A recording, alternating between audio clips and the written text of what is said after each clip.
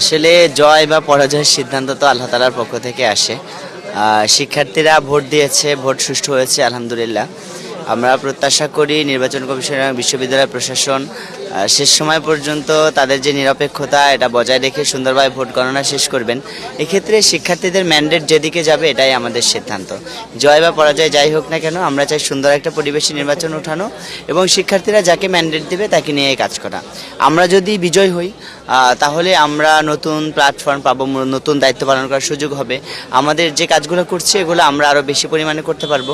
আর যদি আমরা বিজয় না হই তাহলে আমরা ছাত্র শিবির হিসেবে যে কাজগুলো শিক্ষার্থীদের কল্যাণে এতদিন করে গেছি এই কাজগুলো আমরা করে যাব ইনশাল্লাহ। এখানে তো ভোট গণনা করতে যে জটিলতা তৈরি হয়েছিল যার কারণেই আসলে দেরি হয়। আপনারা জানেন যে ভোটের মেশিন নিয়ে কিছু জটিলতা হয়েছিল, যে নতুন একটা মেশিন নিয়ে আসা হয়েছিল গতকালকে, যে মেশিনটা সম্পর্কে আগে আমাদেরকে জানানো হয়নি। ওই মেশিনটা আসাতে কিছু জটিলতা তৈরি হয়েছিল এবং পরবর্তীতে গতকাল রাতে সকল প্যানেলের জিএসদের সমন্বয়ে একটা মিটিং করে এটা সমাধান করা হয় এবং তারপর থেকে ভোট গণনা শুরু হয়।